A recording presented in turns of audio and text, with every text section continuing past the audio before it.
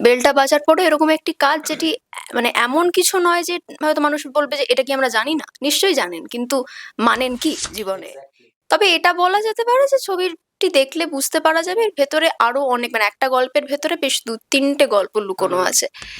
যদি না সেই ডিরেক্টর আমাকে ব্যক্তিগতভাবে কোনো কিছু এমন একটা পরিস্থিতি সৃষ্টি করে যাতে আমি আর্টিস্ট হিসেবে কমফোর্টেবল নই। অর্ঘদীপ দা ভীষণ ভালো বোঝায় কোনো কিছুকে নিয়ে অনেকক্ষণ, অনেকটা সময় ধরে।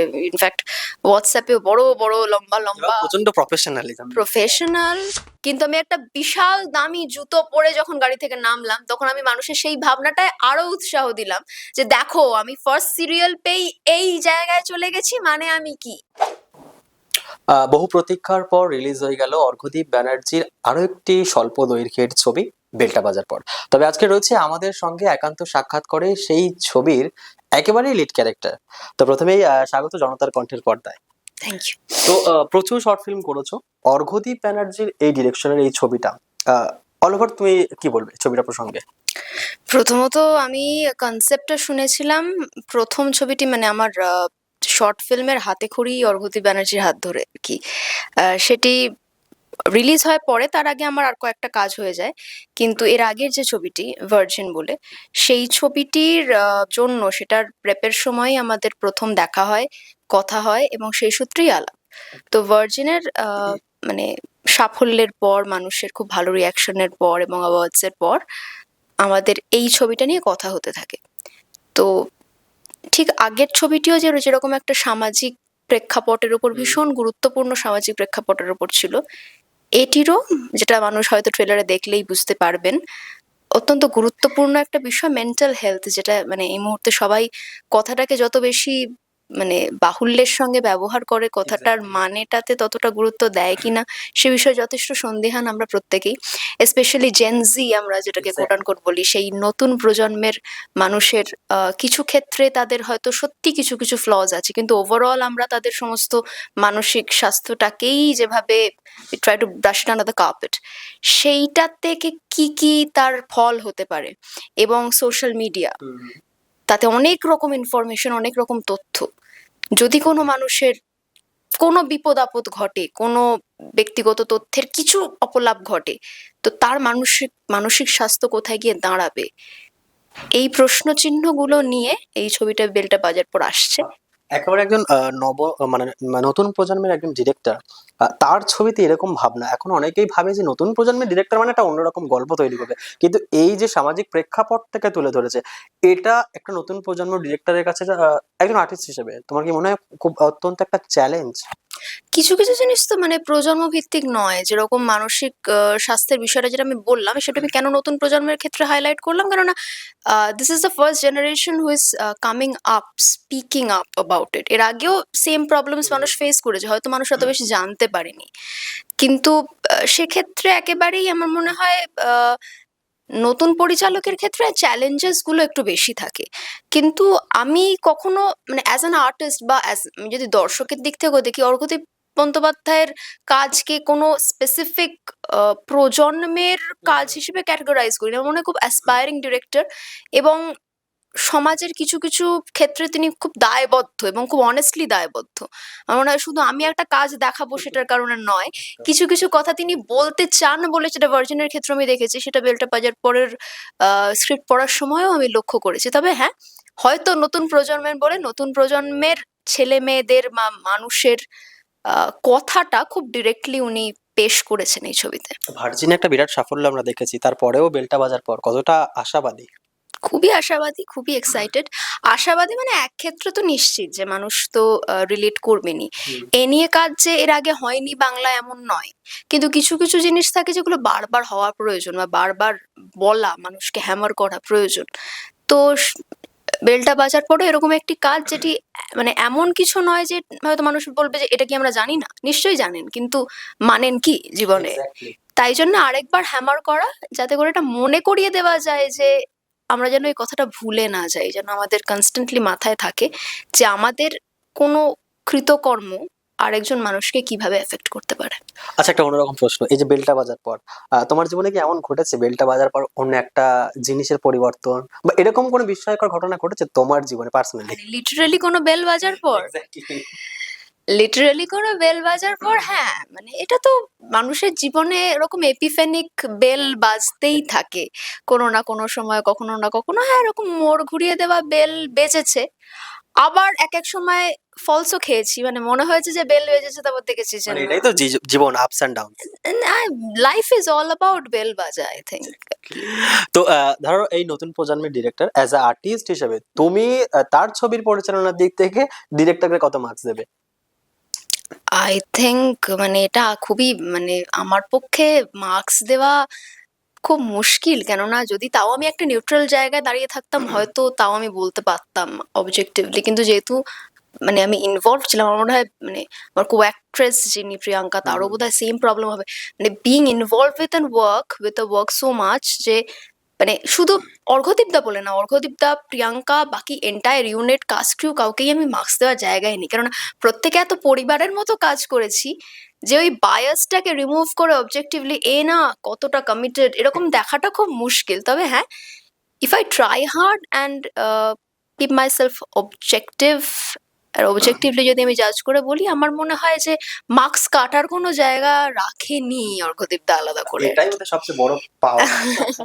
এবার সেটা তো দর্শক বলবেন যে কাজের আউটপুটটা কিরকম হলো। শুধু অর্ঘদীপদা না আমাদের প্রত্যেকের কাজের আউটপুট তারা কিভাবে মার্কস দেবেন, কি ভিত্তিতে ওজন করবেন, কিভাবে মাপবেন, কিভাবে বিচার করবেন একদম দর্শকের উপর। আচ্ছা, অনেক অভিনেত্রী আছে যারা ডিরেক্টরের ক্ষেত্রে অনেকটা চুজি। তুমি কি এমনটা যে আমার ওইরকম ডিরেক্টর হতে হবে, নাকি গল্প ঠিকঠাক হলে ডিরেক্টর যেমন হয় হোক, মানুষ যেমন হয় হোক, কাজ করা যায়? প্রথমত মানে যে অভিনেত্রীরা ডিরেক্টরের ব্যাপারে চুজি হয় সেই অভিনেত্রীরা অলরেডি স্টার হয়ে গেছেন। আমি সেই জায়গায় এখনো যাইনি। একদম সোজাসাপটা অনেস্ট উত্তর এটাই। আর দ্বিতীয়ত যা এমনি কাউকে অপমান বা মানে কোনো রকম ভাবে ডিমিন করছি না। কারোর প্রেফারেন্সেস থাকতেই পারে।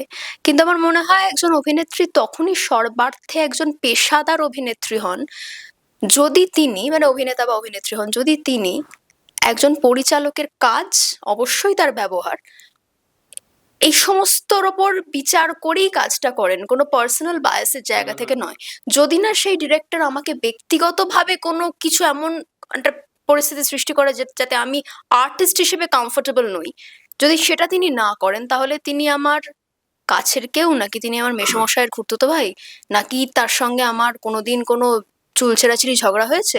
That shouldn't come, that shouldn't disturb, that shouldn't interrupt our professional camaraderie. এটা আমার মনে হয় যে কোনো অভিনেতার বা অভিনেত্রীরই হওয়া উচিত, শুধু ডিরেক্টরের ক্ষেত্রে নয়, মানে যে কোনো প্রফেশনাল মানে কলিগের ক্ষেত্রে এটাই হওয়া উচিত। আর আমারও ব্যক্তিগত কোনো চয়েসই নেই।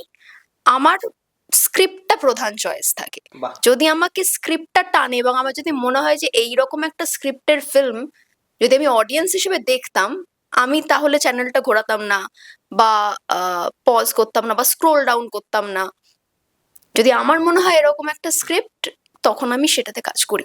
তো এই এই ছবিটা মানে এই শর্ট ফিল্মটার মধ্যে এমন কোনো গল্প লুকিয়ে আছে যেটা তোমার জীবনের সঙ্গে ওতপ্রোতভাবে জড়িত, বা কোনো সময় তোমার জীবনের সাথে ঘটেছে এরকম কোনো ঘটনা? মানে খুব ডিরেক্টলি কানেক্টেড আমার পার্সোনাল জীবনের সঙ্গে নয়। তবে এটা বলা যেতে পারে যে ছবিটি দেখলে বুঝতে পারা যাবে এর ভেতরে আরো অনেক মানে একটা গল্পের ভেতরে বেশ ২-৩টে গল্প লুকোনো আছে। এবং সেই গল্পগুলো অত্যন্ত রিলেটেবল। আমার ব্যক্তিগত জীবনের সঙ্গে মিল আছে কি নেই সেটা গুরুত্বপূর্ণ নয় এক্ষেত্রে। কিন্তু এমন অনেক মানুষ আছেন যাদের জীবনের অনেক ঘটনার সঙ্গে মেলে। এবং শুধু মেলে না, হয়তো তারা কিছু, কিছু ক্ষেত্রে বলে উঠতে পারেননি। তারা হয়তো কোথাও একটা গিয়ে একটা সোলেস পাবেন ছবিটা দেখলে। মানে পেলে আমরা খুব খুশি হব। আমরা একটা টার্ম অনেক সময় দেখি যে অনেকেই বলে অভিনেতা অভিনেত্রীরা মানুষের কথা বলে বহিঃপ্রকাশ করে তাদের অভিনয়ের মধ্যে দিয়ে। পার্সোনালি এই গল্পটা করতে গিয়ে মানে এই হাউসে কাজ করতে গিয়ে অনেক অভিনেত্রী বা স্বনামধন্য তারা বলেন যে বিভিন্ন জায়গায় বিভিন্ন প্রবলেম থাকে। তোমাদের ক্ষেত্রে কি এই হাউসে কাজ করতে গিয়ে এই ডিরেক্টরের সঙ্গে কাজ করতে বা এন্টায়ার টিমের সাথে কাজ করতে গিয়ে সেরকম কোনো সমস্যার সম্মুখীন হতে হয়েছে, নাকি একদম স্মুথলি কাজটা হয়েছে? একটু আরেকটুখানি ইলাবোরেটলি বোঝাবেন মানে কিরকম সমস্যার কথা বলছেন? ধরুন একটা হাউসে অনেক কিছু থাকে। সেটা ডিরেক্টরের দিক থেকে বা আর্টিস্টের দিক থেকে বিভিন্ন রকম সমস্যা থাকতেই Agendas পারে। থাকে বলতে চাইছেন? এক্সাক্টলি। হ্যাঁ, তো সেইরকম কি কোনো সমস্যা ফেস করতে হয়েছে? মানে যেহেতু নতুন প্রজন্মের ডিরেক্টর এবং সবাই আমরা একসাথে করেছি। তো সেই জায়গা থেকে এই সমস্ত জিনিসগুলো কি ফেস করতে হয়েছে? একেবারেই না। মানে 0% মানে ১ম দিন থেকে না। তার কারণ হয়তো হতে পারে যে অর্ঘদীপদার সেকেন্ড শর্ট ফিল্মটাতেই যেহেতু আমি ইনভলভ হয়ে পড়ি, এটা কথা উঠতে পারে যে প্রায় একটা ফ্যামিলির মতো হয়ে গেছে। তো হয়তো সেরকম কিছু থাকলে আমার চোখে পড়বে না, অনেকে এটাও বলতে পারেন। তবে আমি তো নতুন অনেক মানুষ ইনভলভ হচ্ছেন, এই প্রথম ইউনিটে এসে কাজ করছেন এরকমও মানুষজন দেখেছি।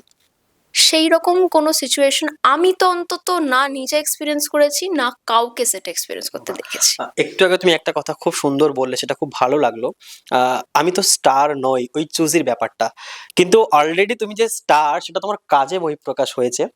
এখনকার অনেকেই আছে যারা নতুন ইন্ডাস্ট্রিতে এসে দুদিন কাজ করে মনে করে আমরা স্টার হয়ে গেছি, এবং সেইগুলো যখন তারা ঠিকঠাক ভাবে জীবনে না ধরতে পারে, বহু সময় তারা কেউ আত্মহত্যার পথ বেছে নেয় বা অন্যরকম দিকে জীবনের মোড়টাকে ঘুরিয়ে নেয়। তুমি অ্যাজ আ আর্টিস্ট হিসেবে কি সাজেস্ট করবে নবাগতদের জন্য? আমি নিজেই একজন নবাগত, আমি আর সাজেস্ট কি করব, শুধু আমি শেয়ার করতে পারি যে আমিও যেটা ব্যক্তিগতভাবে ফেস করি এখন, কোনো কাজে হট করে হাতে টাকা এসে গেলে মনে হয় এটা কিনে নি, এটা পুরোপুরি ফিনান্সিয়াল না, আমার তো মনে হয় পুরোপুরি অনেক আরো আছে, বাট ফিনান্সিয়ালটা খুব অ্যাপারেন্ট আর খুব চট করে নোটিস করা যায় ওটাকে। আমি একটা পার্টিকুলার ব্র্যান্ডের ব্যাগ কিনলাম, তার কারণ সেই ব্যাগটা নিয়ে আমি যখন কোনো ইভেন্টে যাব সেটা দেখা যাবে, সেটা শো করবে, এবং লোকে চট করে যাতে আমার সাকসেসটা জানতে পারে, এই একটা ইমেজ মেকিং এর চক্করে আমরা পড়ে যাই। শো অফ বলতে পারি। শো অফের থেকেও বড় হচ্ছে একটা ধারণা তৈরি করার মার্কেট, মানে আমি মানে এই ব্র্যান্ড, আমি মানে এই গাড়িটা থেকে নামবো, গাড়িটা হয়তো আমি ইএমআই তে কিনেছি, সেই ইএমআই তে কেনাটা বড় কথা নয়, সেই ইএমআই আমি শোধ করতে পারবো তোমার পরের মেগাটা না থাকলে, মানে এক্স্যাক্টলি। এটার কিন্তু কোনো গ্যারান্টি নেই। কিন্তু এই যে আমরা চট করে উড়িয়ে দিলাম টাকাটা আমার ধারণা তৈরি করার জন্য, একবারও ভাবলাম না যে এই মার্কেটটা যদি আমার না থাকে তাহলে ধারণাটার কি হবে। আমি তো এখনের জন্য ভাবলাম হোয়াটস নেক্সট। এর কারণে হয় কি, যখন সেভিংস থাকে না এবং যখন কাজ আসে না, কেননা কাজের গ্যাপ সবার আসে, আমি নবাগত আমার আছে, আমার বাবা ভেটারান তারও আছে, আমার মায়ের, প্রত্যেকেরই কাজের গ্যাপ আসে, ব্যাড প্যাচেস আসে। তো এইটা আমাদের খুব হিসেব করেই একটু ম্যাচিওরলি সেভিংস টুকুকে রেখে, মানে অনেক বড় বড় ভেটারান অভিনেতা অভিনেত্রী আছেন যারা চট করে ফ্ল্যাট কিনে ফেলেন না। তো সেই রকম যদি কেন কেনেন না, তাদের কি কেনার পয়সা নেই? তারা কোথাও একটা বুদ্ধি খাটিয়ে বুঝতে পারেন যে আমার এমন কিছু আমি করতে পারি না যাতে একটা সময় পর গিয়ে আমাকে ভাবতে হয় যে আমি কালকে বাঁচবো কি করে। তো এইগুলো যদি আমরা একটু মাথায় রাখি এবং একটু স্ট্যান্ডার্ড অফ লিভিংটাকে হাতের মুঠোয় রাখি, এমন না করে ফেলি যে এমন একটা জায়গায় নিজের স্ট্যান্ডার্ড অফ লিভিং চলে গেল যে সেটা আমারই হাতের বাইরে চলে গেল, সেইগুলো যদি না করি তাহলে আমার মনে হয় যে কোনো, শুধুমাত্র গ্ল্যামার ওয়ার্ল্ড বা এই ইন্ডাস্ট্রি বলে না, যে কোনো প্রফেশনাল স্পেকট্রামেই মানুষ মানে নিজেকে ধরে রাখতে পারবে, স্পেশালি এইরকম সময় যেখানে সবকিছু আনসার্টেন। একটা ছবির স্ক্রিপ্ট যেমন মুহূর্তের মধ্যে মানে গুলে খাওয়া যেতে পারে না, তেমন চটজলদিও সাকসেস আসে না, তাই তো? একেবারেই না, একেবারেই না। তো ধরুন এই ছবিটা যখন প্রথম, ভার্জিন ছবিটা যখন ডিরেক্টরের সঙ্গে করলে, প্রথম যখন করলে, তখন তুমি ডিরেক্টরের প্রতি কিভাবে বিশ্বস্ত হলেন যে হ্যাঁ, এই ডিরেক্টরের সঙ্গে আমি কাজ করতে পারি? অর্ঘদীপ তো ভীষণ ভালো বোঝায় কোনো কিছুকে নিয়ে অনেকক্ষণ, অনেকটা সময় ধরে। ইনফ্যাক্ট হোয়াটসঅ্যাপেও বড় বড় লম্বা এবং লম্বা প্রচন্ড প্রফেশনালিজম। প্রফেশনাল, এবং লোকের কাছ থেকে, মানে যারা কাজ করছে তাদের কাছ থেকে সে প্রফেশনালিজমটা দেখতে পেলে খুব খুশি হয়, সেটার ফিডব্যাক দেয়, এবং কোনো কিছু নিয়ে খুব সুন্দর ইলাবোরেটলি বোঝায়, আমার যেটা খুব ভালো লাগে, খুব ডিটেইলি কেউ বোঝালে, স্পেশালি যারা ক্রিয়েটিভ ওয়ার্ল্ডে আছে। তো সেইটা আমাকে প্রথমেই টেনেছিল, যে স্ক্রিপ্ট বলার আগে এত সুন্দর করে ভূমিকা দিলেন, আমি যেহেতু লিটারেচার স্টুডেন্ট, কোনো টেক্সটে ডেলভ করার আগে যদি কেউ ব্যাকগ্রাউন্ডটা ক্লিয়ার করে আমার খুব ভালো লাগে। তো ওটা আচ্ছা, ভালো তো বেশ, হট করে জাম্প করে গেল না, আমাকে বেশ বোঝালো যাতে করে আমি বিটুইন দ্য লাইন্স পড়তে পারি।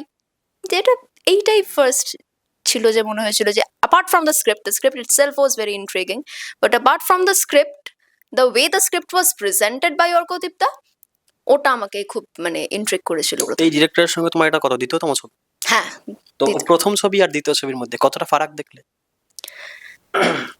নিজে অনেক বেশি কনফিডেন্ট হয়েছে অর্কদীপ দা কাজের ব্যাপারে, সেটে মানে অনেক তাড়াতাড়ি জিনিস এগোচ্ছে, এটা খুব স্বাভাবিক, মানে যে জিনিসগুলো, মানে আমি যদি প্রথম অ লিখি আর দ্বিতীয়বার অ লিখি, যে পার্থক্যটা হবে, সেই পার্থক্যটা আমার ক্ষেত্রে অভিনেত্রী হিসেবে আমার মনে হয় ওর ওর সেম বলেছে, মানে একটা শটে আমি হয়তো যে আড়ষ্টটাতে প্রথমে থাকবে, তারপর দ্বিতীয়টাতে সেটা আস্তে আস্তে করতে করতে, তারপর যখন মানে ছবিটাই নেক্সট ছবি হয়ে যাবে তখন অনেক বেশি, because I have already trace the path, আমি জায়গাটা দিয়ে অলরেডি গেছি। আমার মনে হয় আমাদের যদি তৃতীয় বলে রাখলাম অলরেডি অন ক্যামেরা, তৃতীয় ছবিটা যখন হবে তখন দেখবো আরো সড়গড় আমরা।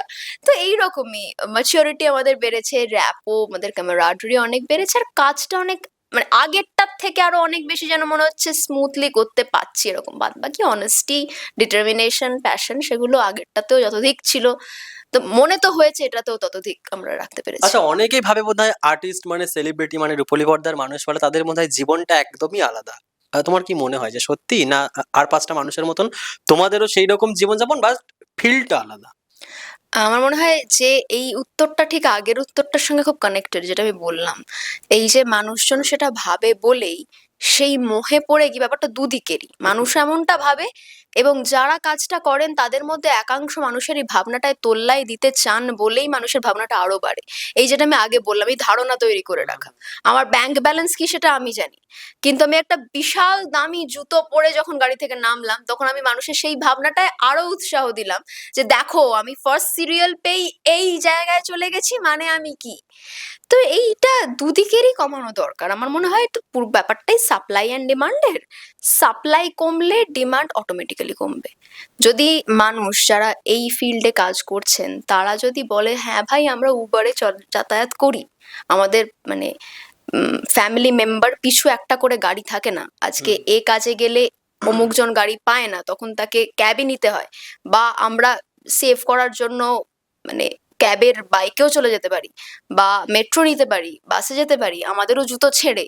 এই জিনিসগুলো যদি নর্মালাইজ করতে থাকি আমরা যারা কাজ করছি, তাহলেই আমার মনে হয় যারা মানে এই ইন্ডাস্ট্রির বাইরে যারা দেখছেন কাজগুলো, তারাও মনে করবেন যে হ্যাঁ, যিনি পর্দায় রয়েছেন আর আমি দুজনেই মানুষ। আমিও ওখানে গেলে আমার মুখটাও ঠিক ওই স্কেপেই দেখা যাবে, পার্থক্য নেই, দুটো ডানা নেই এক্সট্রা ওদের। এইটা যদি আমরা কনভিন্স করাতে শুরু করি, অটোমেটিক্যালি মানুষও আমরা বলে তো এখানে আমরা ওরার কোনো ব্যাপার নেই, মানে যারা আর্টিস্ট তারা যদি কনভিন্স করেন, যারা দেখছেন অটোমেটিক্যালি তারা কনভিন্সড হবে। একদম আমরা ইন্টারভিউ সেশনের লাস্ট পর্যায়ে চলে এসেছি। তুমি নিজে অ্যাজ আ অডিয়েন্স হিসেবে এবং অ্যাজ আ অ্যাক্টর হিসেবে ছবিটাতে কত মার্কস দেবে? এইগুলো তো বলা খুব মুশকিল, কেননা এখনো ছবিটা রিলিজ করেনি, আমি কি করে মার্কস দেব।